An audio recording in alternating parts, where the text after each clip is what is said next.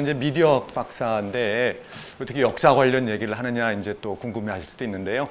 제가 2000년에 SBS 기자할 때 그 LG 상남 언론재단 지원받아서 파리 대학에 1년간 유학을 가 있었는데 그때 이제 그 지중해하고 흑해연안에 어떤 역사 유적지를 이렇게 탐방을 하면서 그때부터 이제 역사 유적지 유물 탐방하고 그거를 소재로 해서 이 당시의 문화를 재구성해보는 이런 이제 저술로 활동을 지금 하고 있고요. 오늘 이제 이 제주 언론이클럽 아카데미를 맞아서 사실 돌하르방 그러면은 이 자리에 계신 대선배님들이 저보다 더 많이 알고 계실 거라고 그렇게 생각을 하고요. 그래서 외람되게 이런 제목의 주제를 잡아도 될까 이렇게 생각을 했는데 이제 돌하르방은 돌하르방이고 도대체 이 유라시아 전역에서 인간의 모습을 한 인간을 조각으로 언제부터 빚기 시작했고 그것이 전 유라시아 전 대륙에 어떻게 서로 이렇게 왔다 갔다 했는지 이런 것을 갖다가 이제 조명해 본다. 이렇게 이제 아마 이해를 해주시면은 될 것 같습니다. 주술적인 종교적인 그런 어떤 그 기능을 가진 게 아니냐 이런 식으로 돼 있고 제주에만 지금 47기가 남아 있다. 이런 설명이 돼 있단 말이죠. 자, 그럼 이제 이름을 보면 우성목, 옹중석, 뭐 돌미륵, 그죠? 이제 그 우니까 이제 뭐 허수아비 뭐 그런 뭐 세워놓은 그런 거잖아요. 그래서 돌로다가 세워놓은 뭐 그런 거. 그다음에 옹중이라 그러면 이제 노인인데 중이라 그러면 이제 버금간다. 두 번째 간다 그런 뜻이잖아요. 그러니까 노인과 버금가는 거다. 그러니까 노인이라는 건 존경의 대상이기 때문에 아마 그런 숭배의 대상 뭐 그런 의미를 담지 않나라는 생각이 들고요. 또 돌미륵이라고 하는 어떤 그 불교적인 어떤 그런 색채를 짓는 이름도 있고요. 그 다음에 이제 용도를 보면 마을 수호신이 아니겠는가 이렇게들 평가하시는 것 같고 또 마을과 마을의 경계를 이루는 경계석이 아닌가 이런 평가도 있는 것 같고요. 여기서 이제 저도 좀 궁금하고 또 우리 대선배님들도 그리고 우리 제주 도민 여러분들이 많이 궁금해하시고 또 많이 여러 가지 가설도 많이 나왔습니다만은 이거를 크게 보면 북방 초원 쪽에서 온 게 아니겠는가라고는 북방 초원 전래설, 북방 초원에서 제주로 오지 않았겠느냐 이런 그 북방 초원설과 남방에서 배를 타고 온 사람들이 갖고 오지 않았겠느냐 남방 해양에서 이 제주로 오지 않았겠느냐는 남방 해양 제주 전래설도 있고 중국이나 한반도 본토를 거쳐서 제주로 온 게 아니겠느냐 이런 설도 있고 제가 이제 별표로 해놨습니다만 그게 아니고 제주에서 자체적으로 생긴 게 아니겠느냐 이러한 제주 자생설도 있고 그래서 돌하르방의 그 유래에 대해서는 이렇게 크게 네 가지로다가 우리가 좀 분류해 볼 수 있지 않겠나 이렇게 이제 생각이 들고요. 이게 순서가 좀 엉켰네요. 이걸 다 틀어놓고 그렇게 하면 오늘의 이제 이 취지는 뭐냐면 인물 조각사. 그러니까 인류 역사에서 언제부터 사람의 형상을 띠는 조각을 만들기 시작했고 그것이 지역으로 변화되면서 어떤 의미를 갖게 됐는지 요거를 갖다가 짧은 시간이지만 쭉 그 현장 위주로 훑어보면 우리가 돌하르방의 기원이나 용도를 그 추정하는 데 보탬이 될 수 있지 않을까 이렇게 제가 이제 그런 취지로다 이렇게 사람의 조각이라는 걸 처음에 언제 만들었는지 비너스라고 하는 조각을 만들게 되고 여성이겠죠 당연히 지못이니까 그리고 그것이 남성의 권력을 상징하는 거로 바뀌게 되고 그러다가 이제 무덤가에서 영생을 기원하게 되는 그런 주술적인 또 기능으로 바뀌는 그 조각이 나오고 그러다가 이제 그리스 로마 시대로 가게 되면 일상을 표현하거나 사람의 그 모습 자체의 어떤 인간성을 표현하거나 또는 어떤 권위 황제 같은 경우에는 권위를 표현하는 이런 걸로 바뀌게 되고 이것이 이제 이 동양 쪽으로 오게 되면 중국에서는 인물상이라는 게 언제 처음 나타나기 시작하느냐. 이것이 이제 고분수호상으로 이렇게 나타나기 시작하는 그런 모습을 보고 그다음에 이제 우리 많이 또 궁금해하실 초원의 인물상들. 제가 이제 몽골 초원에서부터 요즘 전쟁이 터졌습니다만 우크라이나까지 해서 유라시아 대륙의 초원지대를 쭉 다니면서 봤던 그런 어떤 그 초원의 인물상은 그럼 용도가 또 뭐였고 어떤 것들이 있는지 이걸 한번 좀 보고 그 다음에 이제 한국에서 우리 한국 역사에서 인물상이라고 하는 것이 언제 처음 나타났느냐. 그죠? 지금은 뭐 이 조각상이 굉장히 자연스럽게 느껴지지만 그럼 우리 5천년 당군일의 역사에서 언제부터 사람의 모습을 조각으로 표현했느냐 이거를 간단하게 좀 들여다보고요. 그러면서 이제 제주 돌하르방은 그러면 뭐냐 이렇게 한번 답은 못 내리겠습니다만 유추하고 추정해 볼 수 있는 이런 단계로 이제 넘어간다 이렇게 생각을 하시고요. 자 이제 지모신 비너스라고 얘기하는데요. 비너스 그럼 우리가 이제 주로 이걸 떠올리죠, 그죠?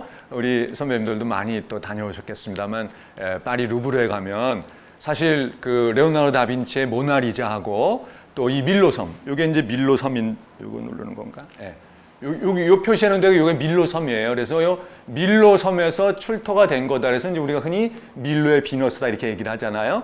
요게 이제 에게상에 있는 밀로섬에서 가져온 건데 헬레니즘 시대 거니까는 한 BC 1세기, 지금부터 한 2100년 된 이 조각을 이 그리스어로는 아프로디테의 여신, 라틴어의 후예인 영어에서는 이제 비너스 이렇게 부르죠 우리가. 그래서 이제 비너스 그러면 우리가 이렇게 이거 흔한 말로 이제 이거를 떠올리게 되는데 역사적으로 고고학적으로 비너스는 그게 아니고 지금 보시는 이거입니다. 굉장히 그죠? 그래서 한 3년 전인가 돌아가신 우리 어머니 돌아가시기 전의 모습 같기도 하고 그죠? 그 뭐 이렇게 다 아들 여럿 낳아서 다 키우고 그러다 보니까 이렇게 다 두루두루 이렇게 되시잖아요. 근데 요걸 갖다가 요게 언제적 거냐? BC 5750년경. 그러니까 요거는 이제 그 터키, 우리 선배님들 터키 많이 다녀오셨을 텐데 터키 수도가 지금은 앙카라잖아요.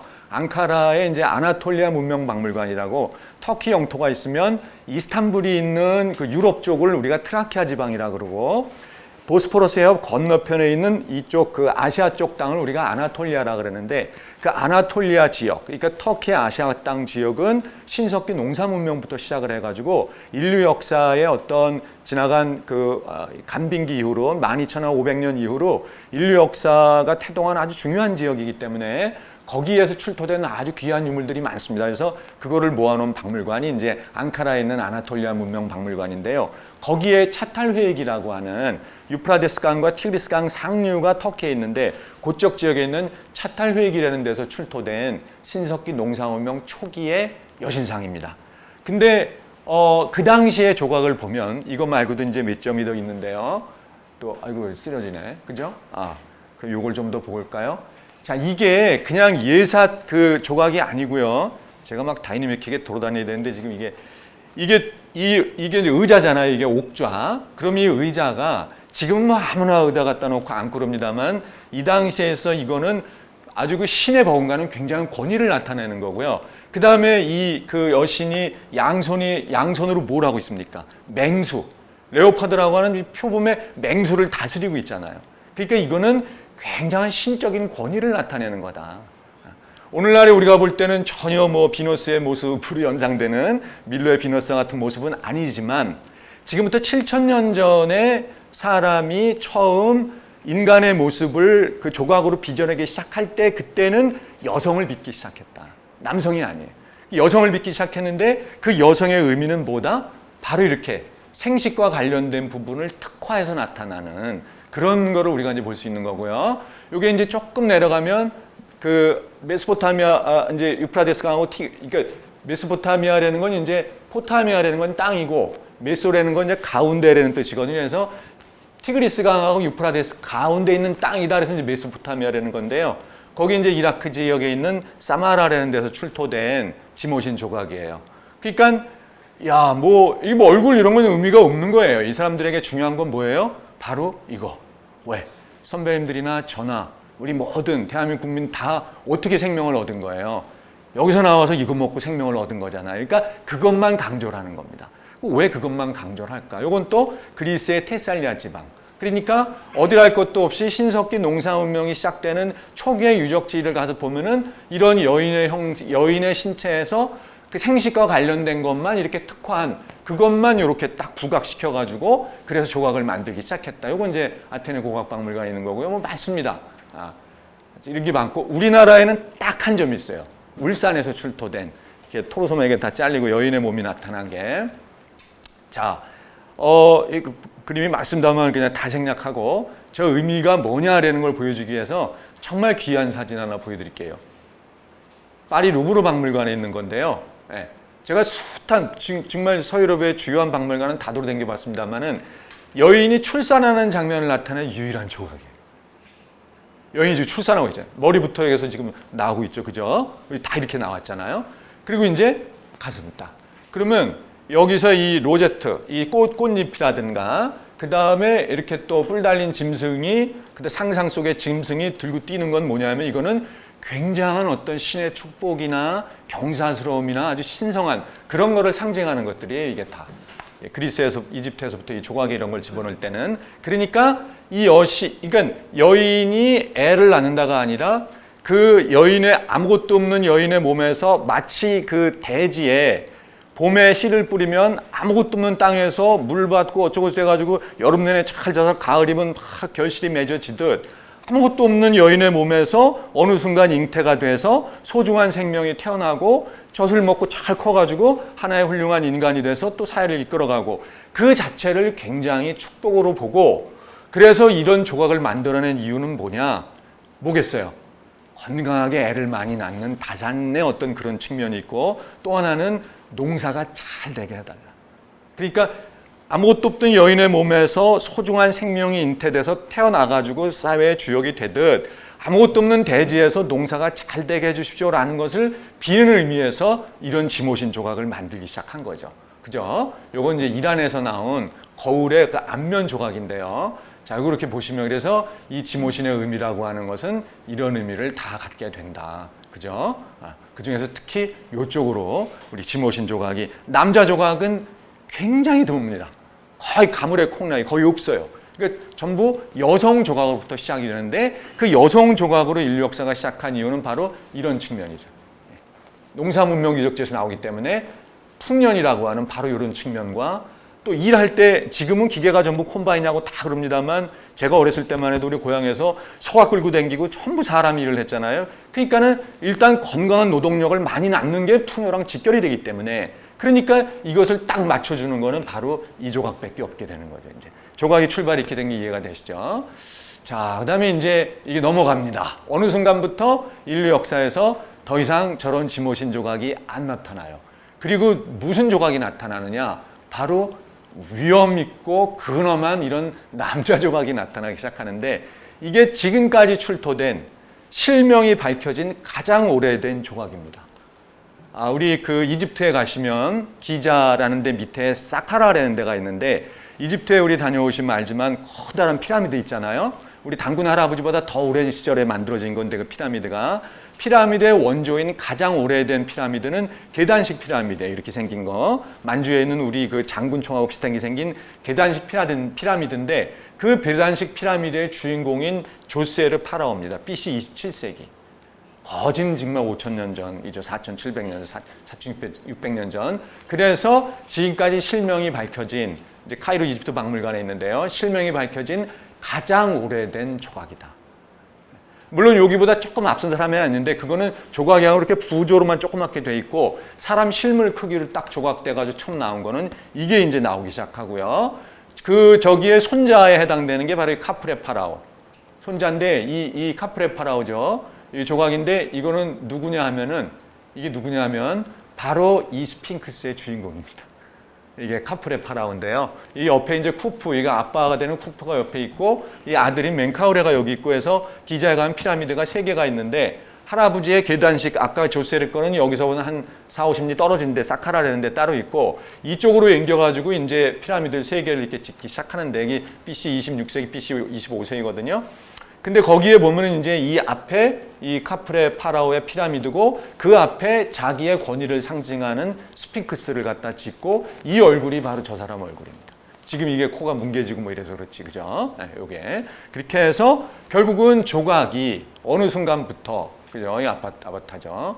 그 다음에 요건 누구냐 하면은, 이게 메소포타미아의 BC 2400년경에 해당하는 오늘날은 시리아 땅인데 시리아 땅 마리라는데 근데 제가 마리도 갔다 왔는데 거긴 뭐 그냥 허벌판이에요. 다 횡하고 프랑스 팀이 그걸 홀라당 유물을 발굴해서 루브르에다 갖다 놨는데요. 에비 2세라고 하는 왕입니다. 자, 이제 답이 나오셨죠, 우리 선배님들. 어떻게 됐어요? 지모신에서 다산과 풍년과 풍요를 비는 데서 권력으로 바뀌게 돼요. 이 조각의 모습이. 그래서 권력자를 묘사하는 거로다가 남성 권력이 탄생하면서 권력자를 묘사하는 거로 조각이 바뀌게 된다. 그래서 이제 지모신은 사라지게 되고 여기에는 다 담지는 못합니다만 이제 여인의 조각은 어떤 뭐랄까요 그 탄미적이라 할까요? 그런 거를 바뀌어버리게 되죠. 남성 중심 사회에서는 여성의 어떤 그런 게 바뀌게 되잖아요, 역할이.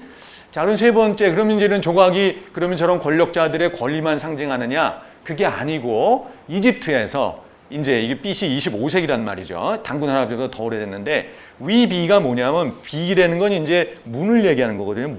문이고 위라는 건 가짜잖아요. 그래서 위비 그러면 가짜 문을 얘기하는 건데 이게 뭐냐면 이게 문이잖아요, 문. 근데 이게 무덤입니다. 무덤의 전체에서 이게 문이라고 생각을 하고 문에서 나타나는 본인의 조각이에요, 이게. 본인. 이 사람이 바테트라는 사람인데요. 여러 이름이 다 나오죠. 그래서 무덤에다가 이 고대 이집트인들은 영생을 믿고 미라를 만들어서 집어넣고 내가 저승에 가서 두아트라는 저승에 가서 영원히 살아야 되는데 영원히 살기 위해서는 뭐가 필요하느냐? 자기 살아생전의 모습과 똑같은 실물 크기의 동상이 있어야, 조각상이 있어야 그래야 영원히 죽지 않고 계속 부활한다고 믿었어요. 그래서 무덤 내부에다가 자기 조각상을 집어넣습니다.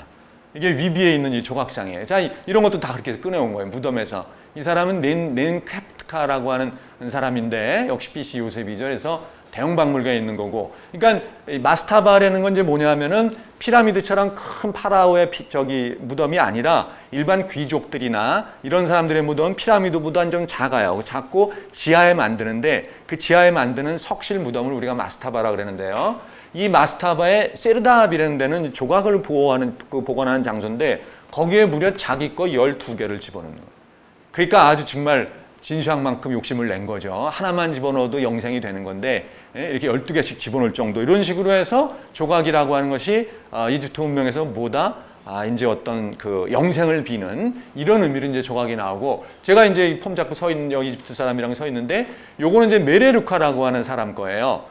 이것도 마스타바에 있는 건데 이것도 이거 죄송합니다. 이게 참 모션을 쓰니까 자꾸 그렇게 되네요. 그래서 유광조, 이집트 유광조에 있는 메레루카라는 사람의 아까 이거 문이잖아요. 이게 위비, 그죠? 무덤에 있으면 이 문의 의미는 뭐냐면 저승과 현생을 왔다 갔다 한다는 이 문으로 나타나는 거예요. 그래서 여기 보면은 여기다가 이게 다 곡물이에요. 영생을 얻으니까 평생 먹고 살 거를 여기다 다 그려놓고 실물로도 집어넣고 또 이렇게 이 그림으로도 집어넣어서 이 조각상에 깃든 영혼이 평생 먹고 살 수 있게끔 영원히 그렇게 놓는 거죠. 그래서 조각이 이런 식으로 영생을 비는 거로 다 만들어지게 됐다.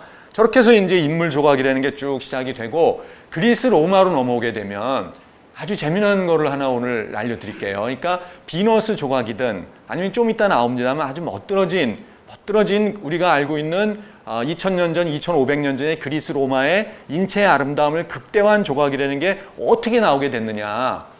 이게 그리스 조각의 출발이에요. BC 6세기에. 6세기 조각은 이렇게 촌스러워요. 사람의 굉장히 어색하잖아요. 이때는 그리스인들이 인체를 해부해서 근육과 골격 조직을 다 들여다보고 그리고서는 실제 사람의 하고 똑같이 만드는 조각을 만들기 시작하는 거는 BC 5세기경부터고 그 전에는 실제 그걸 인체 구조를 모르기 때문에 굉장히 어색하게 조각을 했는데 그것이 이집트에서 2500년부터 만들던 조각이랑 똑같아요. 자 보세요. 왼발이 살짝 앞으로 나오죠. 직립 자세를 하고 있죠. 머리에 가발 쓰는 것까지 똑같고요. 자세하고 손 이렇게 차렷 자세하고 이러는 게 요게 그러면은 그리스인들이 이집트 가서 배운 건가? 맞습니다. 100%. 지금은 이집트가 좀 못 사는 것 같고 좀 덥고 뭐 후줄근해 보이지만 지금부터 2500년 전에 그리스인들의 로망은 살아생전에 이집트 한번 갔다 오는 거예요. 그 이집트의 어마어마한 그 역사 문화유산 또 이집트 신전에 남아있는 옛날부터 내려오던 지식 막 이런 거를 해서 그리스의 지식인들이 전부 이 이집트 한번 갔다. 그래서 우리가 요즘도 역사 그러면 우리가 히스토리라고 하는 영어를 쓰잖아요. 그러면 그 어원이 뭐냐면 BC 5세기의 그리스 역사학자인 헤로도투스가 히스토리아라고 하는 역사책을 쓰는데 그 책을 쓸 때 그 헤로도투스가 직접 이집트를 갔다 옵니다.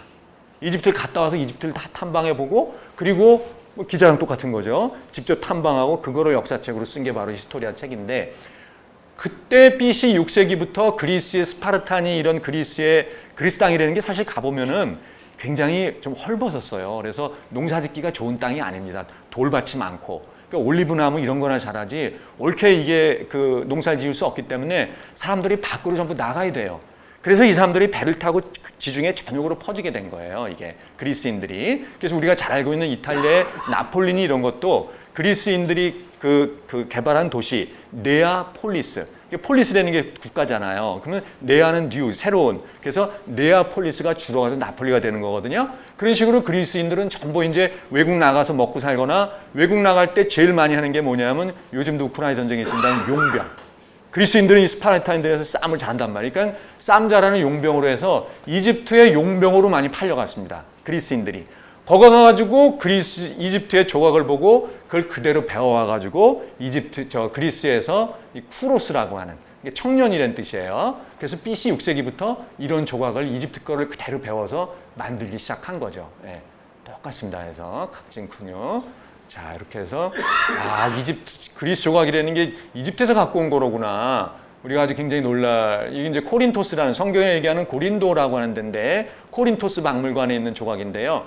요 두 개의 쿠로스 조각이 발굴된 사진을 보면 발굴 당시 사진을 보면 이렇게 돼 있어요. 어디서 나온 거예요? 무덤에서. 그러니까 이집트에서 이 조각을 만들어서 무덤에 영생으로 집어넣듯 그리스인들도 처음에 이집트에서 조각을 받아가지고 무덤에다 집어넣은 거예요.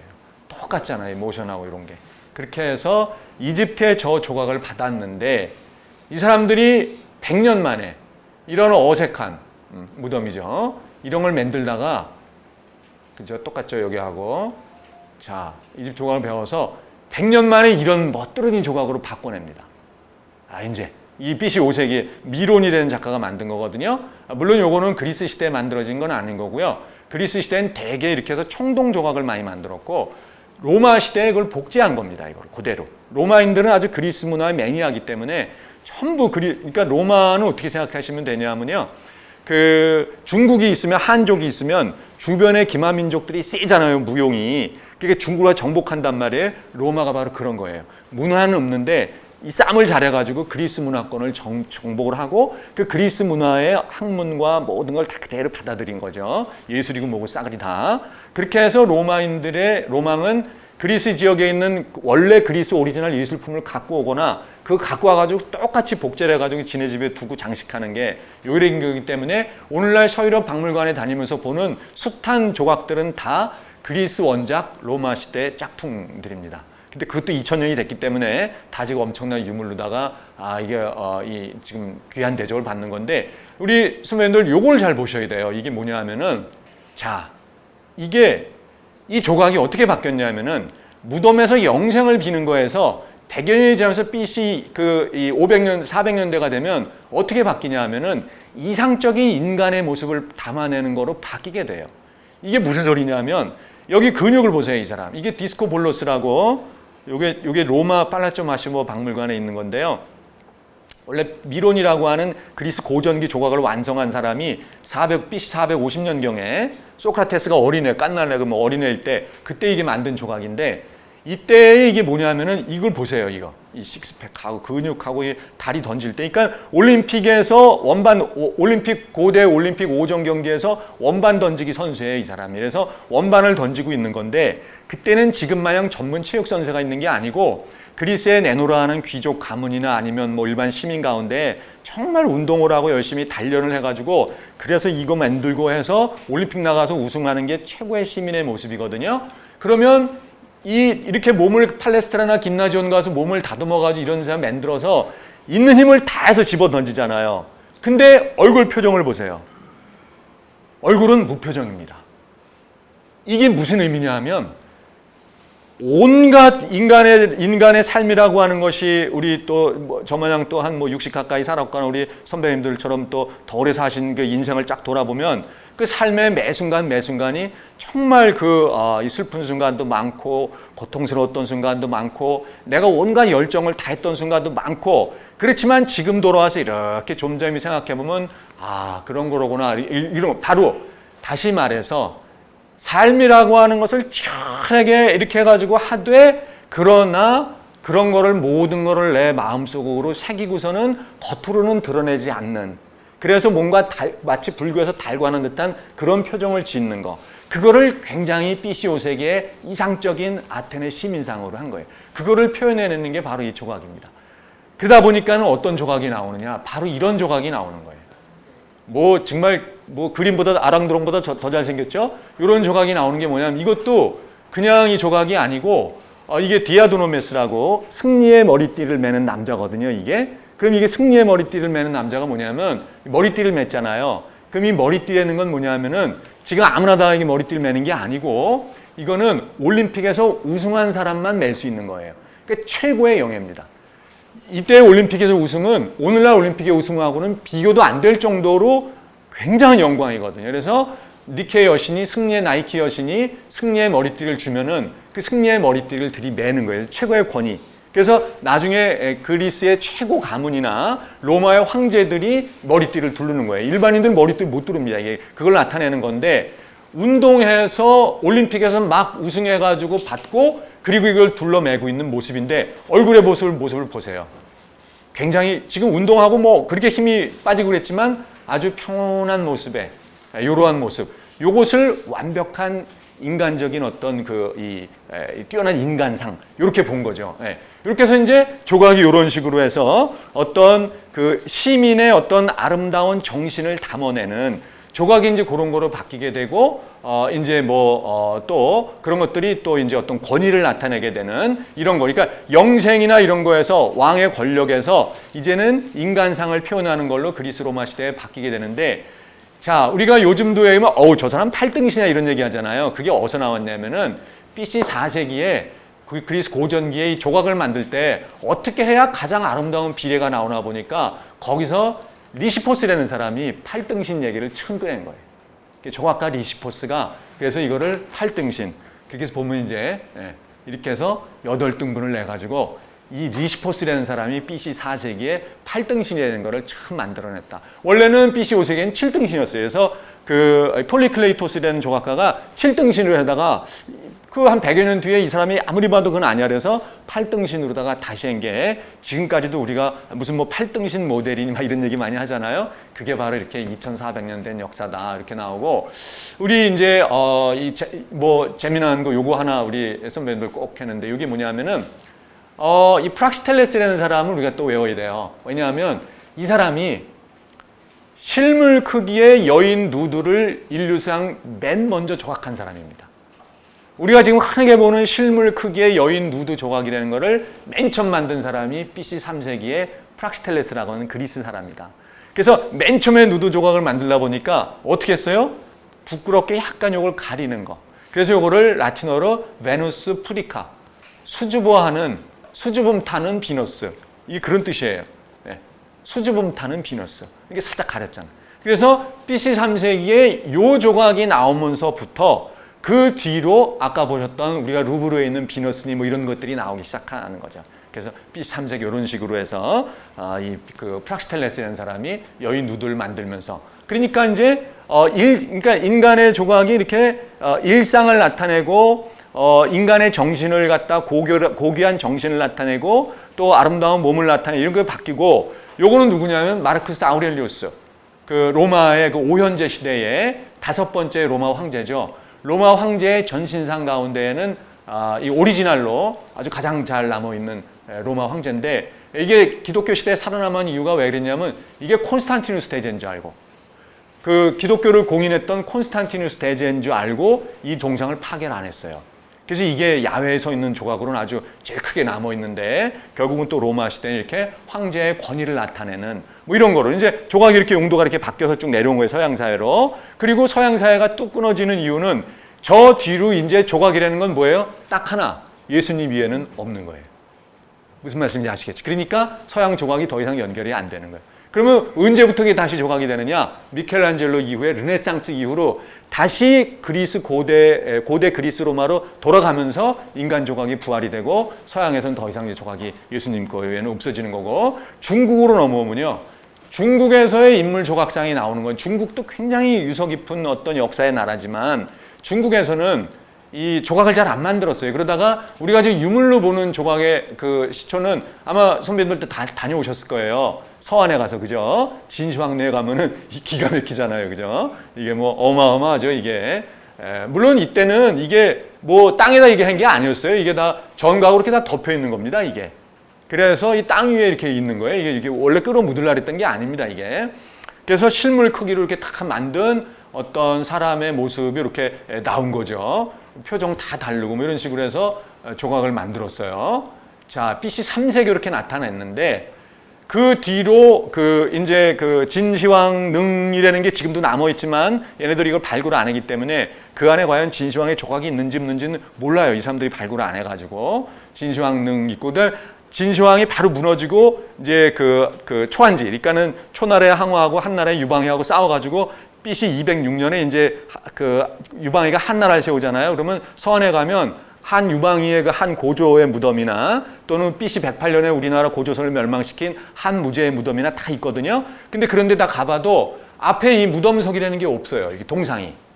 그냥 무덤만 있습니다. 큰. 그러면 한나라 시대나 그 뒤에 어떤 남북조 시대나 뭐 삼국시대나 남북조 시대 이럴 때 특별한 게 없고, 인간의 모양을 한 조각이 실물 크기로, 요만한 인형 크기 말고, 무덤에 집은 인형 말고 실물 크기로 나타나는 건 이거예요. 이 무덤이 누구냐면, 이게 무덤이에요. 이게 누구냐면 당고종. 우리나라 백제와 고구려를 멸망시킬 때 중국 황제 고종은 이때 아파가지고 뒤로 물러나 있고, 그 부인인 황후인 측천무후, 이 두 명의 합작능이에요. 이게 이 쌓은 건 아니고 이 산에다가 들어가다 만들었는데 얘네들은 이걸 전체를 다 무덤으로 보는 거죠. 네. 어마어마하게 크죠. 그리고 한나라 무제능이나 한 고조 유방의 능을 가서 보면 이렇게 크진 않고 뭐 야트막한 이렇게 조금만 동산 정도만 해요. 그 정도 되는 건데, 이 당고종이니까 이게 뭐 얼마나 이게 위세가 대단했습니까? 그때 돌고리고 뭐고 초원이고 다 정복하고 그럴 때니까 해서 이렇게 크게 만들어 놓고, 흥미로운 건 이제 이때부터 이 당고종릉부터 이게 쫙 석상이 나타나는 거예요. 무덤 석상이. 그래서 장군석이 저렇게 나타나는 거예요. 저걸 잘 보시면 돼요. 장군석. 이 이후로의 중국 무덤에는 이제 황제의 능이 있고 도열하면서 문관석, 무관석, 각종 짐승석들이 쫙 나타나게 되는 거고, 자, 이 이후의 거를 낙양박물관에 딱 보면 당나라가 무너지고 송나라 때 문관석. 자, 이건 문관이에요. 문관인데 호를 들고 있죠. 칼이 아니라 호를 들고 있죠. 자, 그래서 낙양박물관에 있는 10세기의 문관석을 보고, 그 다음에 우리가 또 이게 뭐예요?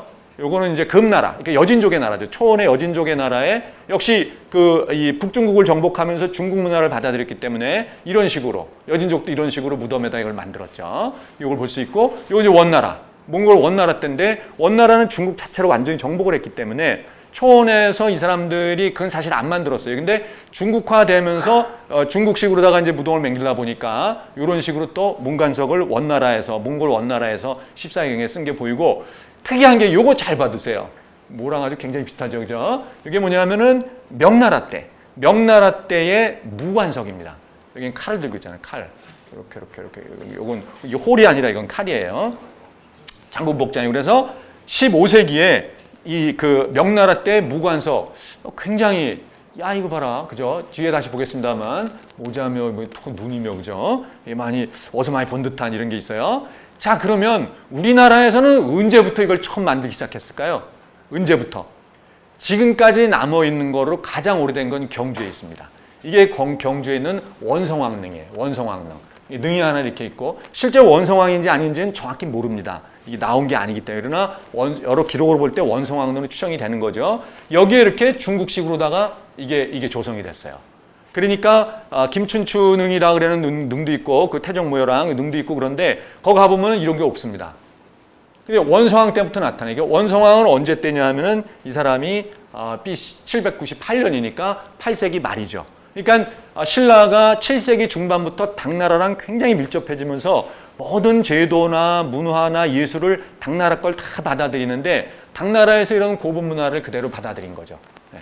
그렇게 해서 여기다 아까 당고종릉을 보듯이 이런 거 그대로 설치하는데, 여기에 보면은 여기에 그 문관석, 무관석이 다 있거든요. 여기에 여기 있죠. 이게 진묘수 있고 문관석 있고 무관석 있고, 이게 우리나라에서 그 야외에 설치된 실물 크기의 가장 오래된 조각입니다. 8세기에 나타난. 그래서 이 무관석을 보면은 이렇게 돼 있죠. 이게 문관석이 무관석이죠. 근데 이거는 또 할 얘기가 굉장히 많은데, 그냥 이런 식의, 이게 어디 갔어? 왜 이렇게 안 나와? 네. 자, 이건 문관석이죠. 네. 문관석이 굉장히 좀 비슷해요, 뭐랑. 근데 여기 보시고, 이제 무관석이 우리나라 사람 같지가 않아요. 실제 우리나라 사람이 아닙니다. 근데 그건 다른 주제니까 그냥 오늘은 그래서 요 무관석이 우리나라에 남아 있는 가장 오래된 1200년 이상 된 야외의 어떤 인물 조각이다. 요걸 한번 보시고, 자, 경주의 원성왕래에 있는 문관석하고 그 다음에 건능, 그러니까 요건 8세기죠. 저건 중국에 있는 7세기죠. 굉장히 뭐 생긴 스타일 뭐 굉장히 많이, 그죠? 우리 잘 이렇게 보시고, 그 당나라의 문화를 받았던 신라에서 이런 식으로 이게 진행이 됐구나라는 걸 우리가 보고, 요건 어디냐면은 조선시대 영릉입니다. 여주에 있는 영릉이에요. 그래서 세종대왕이에요. 세종대왕은 이런 사람이 몇 명 안 되는데 세종하고 아들 문종하고 몇 명 안 돼서 부부가 합장이 들어갔어요. 그래서 이 봉분 하나에 세종대왕하고 소원왕과 같이 들어가 있어요. 뭐 태조 이성계도 그렇고 이 아빠인 이방원이도 그렇고 전부 이렇게 부인이랑 따로 했는데 세종대왕은 합장으로 같이 들어갔습니다. 여기 보면 이제 이 무관석이 있는데 이 무관석을 보면요, 이 무관석이고 무관석이 있죠. 진묘수가 있고 이게 이 무관석이에요. 왠지 얼굴이, 그죠? 모자 그렇고 왠지 어디서 많이 본 듯한, 그죠? 무관석인데 이게 잘못 썼습니다. 죄송합니다. 무관석이에요. 그래서 이게 눈이라든가 이게 많이 본 듯한, 그죠? 자, 요까지 일단 보시고, 그럼 이제 많이 궁금해하실 초원에서는 그러면 이 만주 바로 끝나는 내몽골 초원에서부터 헝가리까지 이 대유라시아 초원 지역에서는 이게 어떻게 나타나느냐? 요게 바로 스키타이의 이 석상입니다. 스키타이 석상이에요. 얼굴 이렇게 돼 있고, 그죠? 그래서 손 이렇게 딱 하고. 이게 BC 4세기에 만들어진 스키타이 석상이에요. 그러니까 우크라이나는 아니고 우크라이나 바로 옆에 붙어 있는 러시아 땅인데 흑해 이따 지도 보여드리면 압니다. 그래서 거기에서 나온 BC 4세기경의 스키타이, 기마 민족의 대명사. 그 우크라이나 헝가리 초원에서부터 이쪽 몽골 초원까지를 오갔던 이 고대 BC 7세기부터 BC 4세기 사이에 동서 문화 교류의 주역 스키타이의 이 석상입니다. 요건 이제 카자흐스탄, 스키타이들이 카자흐스탄까지 들어와가지고 카자흐스탄의 스키타이들이 많이 이걸 또 만들거든요. 그래서 이 다양한 형태의 것들이 굉장히 많아요. 석상들을 보면서 이런 형태의 석상들을 많이 만들었어요. 왠지 그죠? 이게 많이 있을 때, 그죠? 근데 이런 것들이 만들어진 시점은 언제나 BC 4세기경. 이게 굉장히 오래전인 거죠. 그래서 이러한 다양한 석상들을 만들었다. 근데 이제 이런 것들이 시기를 갑자기 건너뛰어서 스키타이는 BC 3세기에 멸망하거든요. 스키타이는 그래서 없어져요. 민족 자체가 그냥 흡수가 돼버리고 다 없어지고 3세기에 없어졌는데 느닷없이 7세기경에 이런 게 스키타이의 초원지대에 대유라시아 초원지대에 나타납니다. 요거 이제 몽골에서 출토된 건데요. 울란바토르 박물관에 있는 거. 뭐 스키타이랑 똑같죠? 근데 이 주역은 누구냐면 투르크, 돌골족, 오늘날 터키. 터키인들이 이제 몽골 초원에 살다가 이사 가가지고 오늘날 터키가 된 거고, 원래는 투르크인들이 몽골 초원에 살았거든요. 근데 백인들이지만 거기 살았어요. 그래서 이 당나라한테 져가지고 이사 간 거죠.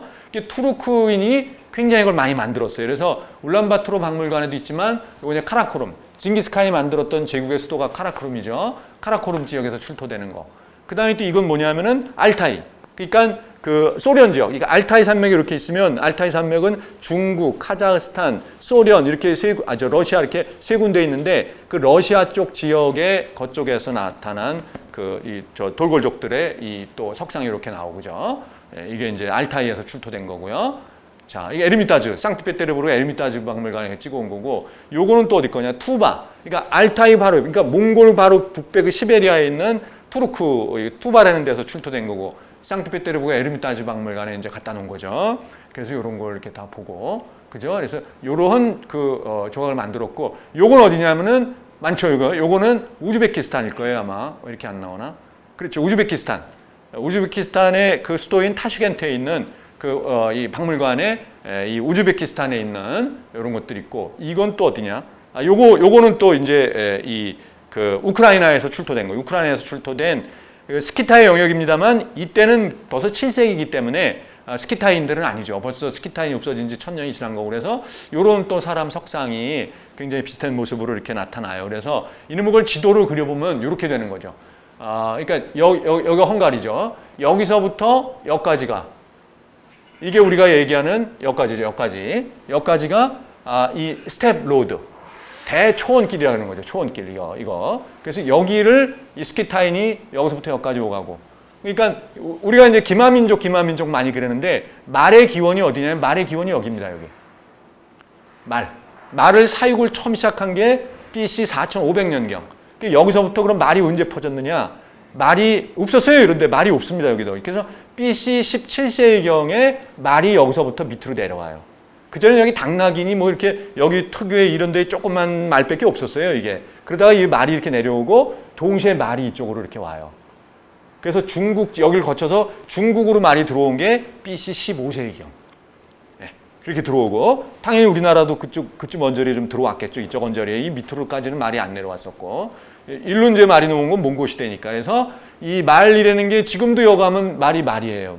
말이. 한자는 걸 갖다가 리을자를 빼고 마가 되는 거고, 발음도 마죠. 근데 여기서는 지금도 말. 그 말이 우리나라 그대로 들어와서 우리도 말.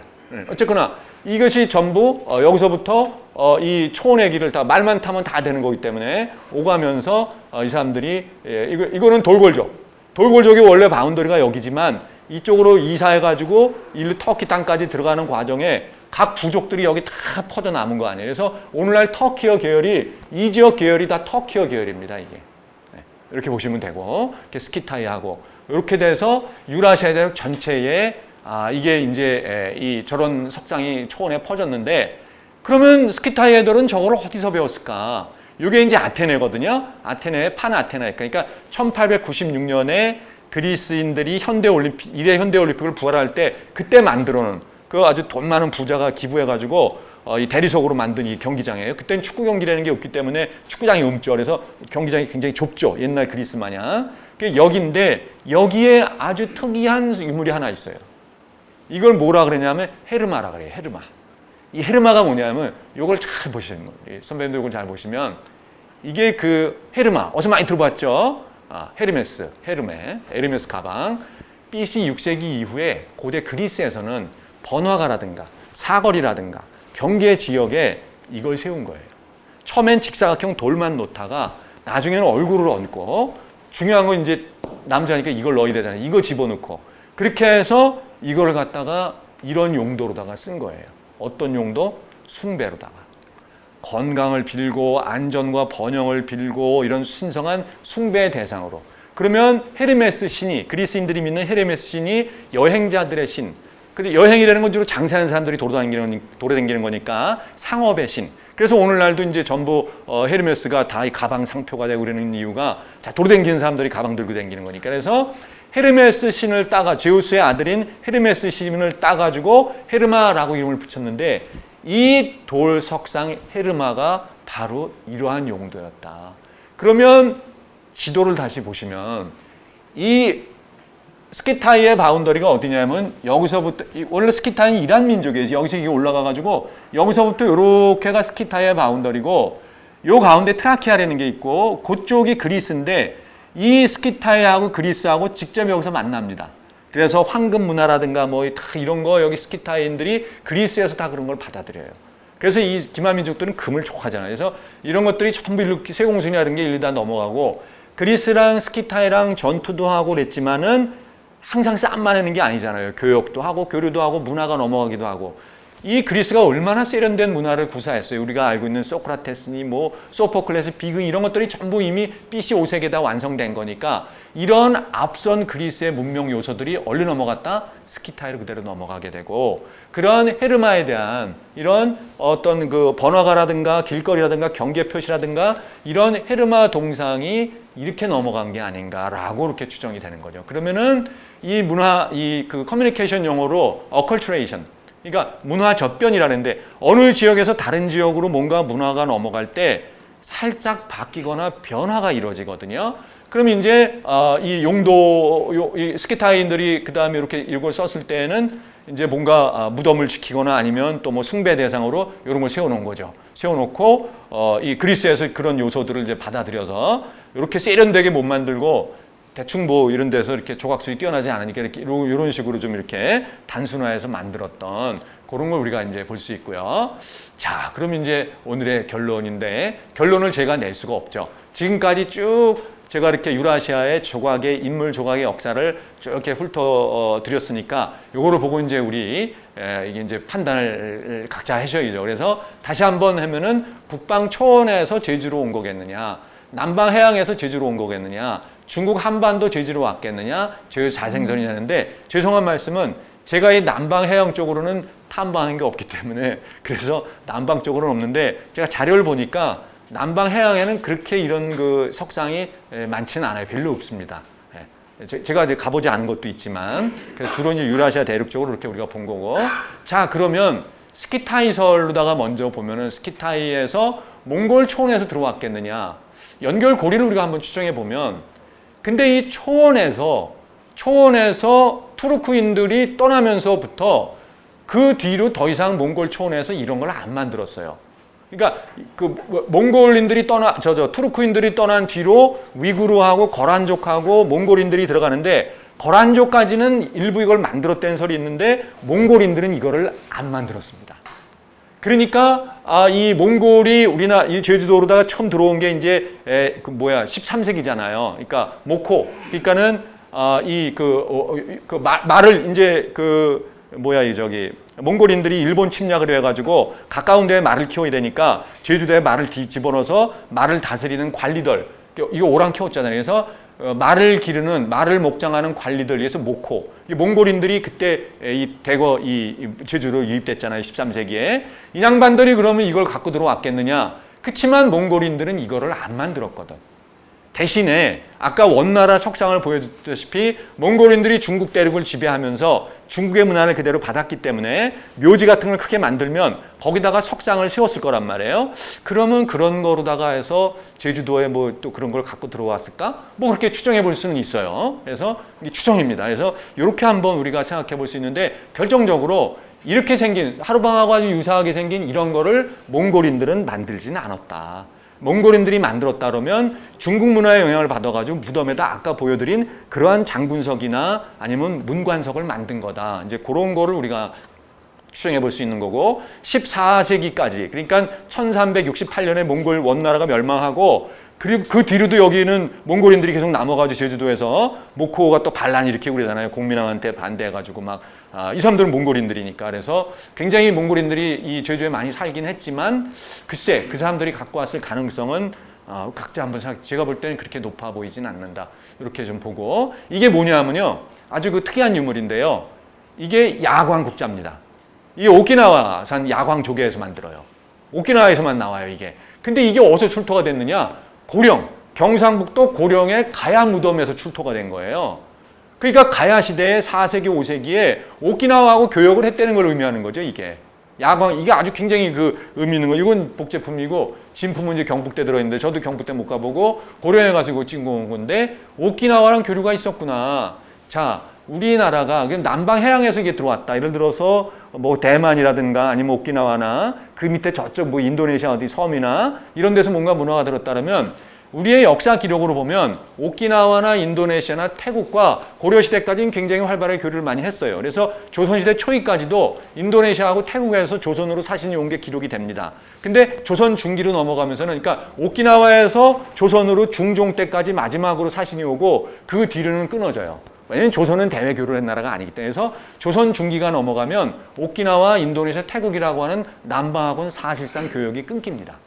거의 안 들어와요. 그러니까 1500년대 넘어가면은 사실상 끊기는 거고, 그 뒤로는 이제 제주도 사람들이 뭐 어떻게 다 표류가 돼가지고 오키나와에 간다든지 간헐적으로 그런 건 있었습니다만, 그렇게 해가지고 문화가 교류가 되기는 쉽은 게 아니기 때문에. 자관 이 남방이다 그러면은 우리가 조선 아주 전기, 조선 그 세종 때나 이런 때까지는 분명히 이런 지역들과도 사신을 주고받고 교류를 한 건 틀림없기 때문에 이쪽에서 뭔가 문화가 들어왔을 가능성도 있는데, 이 남방 지역에서는 근데 해양 이 석상이 출토되는 지역이 굉장히 좀 제한되어 있다. 그래서 아까 보신 것처럼 유라시아 전역에 걸쳐서 스키타이하고 투르크 돌고래들이 남긴 그 전역에 걸쳐서 많이 퍼져 있는, 그렇게 해서 나와야 되는데 남방은 그런 게 조금 좀 부족하다. 그리고 일부 남방의 해양 섬들에 이런 석상이 있다 그러더라도 대륙에서 넘어간 게 아닐까.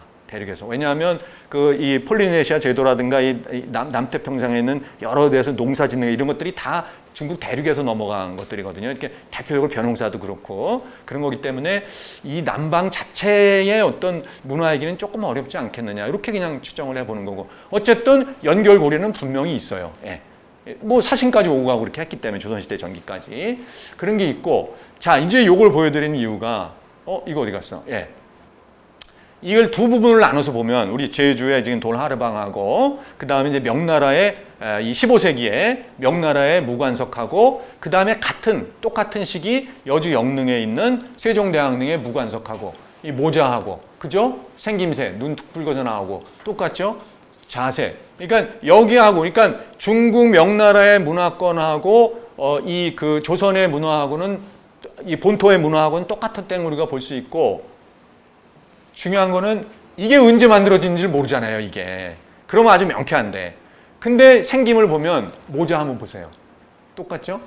그 다음에 눈 툭 스타일이라든가 굉장히 유사하죠? 네. 그 다음에 여기는 칼은 없습니다만 뭐 손동작이나 이런 것도 거의 유사한 측면들이 많이 있고 그러면 이제 이 그 명나라의 문화, 중국의 문화가 한반도 본토로 들어오고 한반도 본토 문화가 이제 본격적으로 이제 몽골 시대가 끝나고 조선 시대가 들어오면서부터 여기 이제 본격적으로 조선의 어떤 영토로서 이게 이 제주가 되잖아요. 그러면 그 무렵에 이제 어떤 이런 것들, 이런 문화가 이쪽으로 들어온 게 아니겠는가 이렇게 한번 추정해 볼 수도 있을 것 같고요. 네. 그래서 굉장히 이렇게 유사한 모습 볼 수 있죠. 모자 같은 거 그죠? 그래서 요 설이 저는 좀 설득력이 있어 보이지 않는가 이렇게 싶은데. 자, 당나라 이후에 중국의 고분 수호상이라고 하는 그 인간 조각상이 신라에 그대로 전파가 돼서 신라의 무인석이라고 하는 무관석이라고 하는 이거로 나왔고 조선시대까지 보면 명나라의 그런 어떤 거하고 생긴 것까지 거의 영릉에 있는 거 생긴 것까지 비슷하게 이렇게 나왔으니까 그런 고분 수호 석상이라고 하는 것이 조선으로 들어와서 그 마을 이 제주로 들어오면서 고분 수호상이 마을 소상으로 용도가 변경된 게 아닐까. 그 다음에 굉장히 세련된 형태로 많이 했던 게 굉장히 소박한 형태로 다 변경이 되고 아까도 보시겠습니다만 우리 커뮤니케이션에서 학문용어로다가 문화접변이라고 하는 어컬츄레이션이라고 하는 것이 이 문화 변형 그러니까 한 지역에서 다른 지역으로 어떤 문화 현상이 전파가 될 때 똑같이 가는 게 아니라 그 지역의 특성에 맞게 가는데 대개는 전 단계보다는 약간 소박한 형태로 바뀌어요. 왜냐하면 수준이 그만큼 안 되잖아요. 여러 가지 모든 게. 그러다 보니까 아까 이 그리스의 세련된 헤르마 이런 조각이 스키타이로 넘어가면서 그냥 아주 소박한 형태의 그런 돌 석상으로 바뀌듯 이 그 중국과 한반도로 들어왔던 무관석이라고 하는 어떤 고분 수호 석상이 제주도로 들어오면서 굉장히 좀 마을 소상으로 용도가 변경이 되면서 조금 소박한 형태로 변경된 건 아닐까 이런 뭐 추정을 해볼 수 있고요. 그러니까 인류사에 보편적으로 적용되는 어컬츄레이션이라고 하는 문화 접변, 문화 변형이라고 하는 이런 어떤 학설을 이용해서 보면 이렇게 한번 추정해 볼 수 있지 않을까. 근데 뭐 정확한 알 수 없는 거고 이렇게 해서 이런 식으로 한번 정리를 해볼 수가 있을 것 같습니다.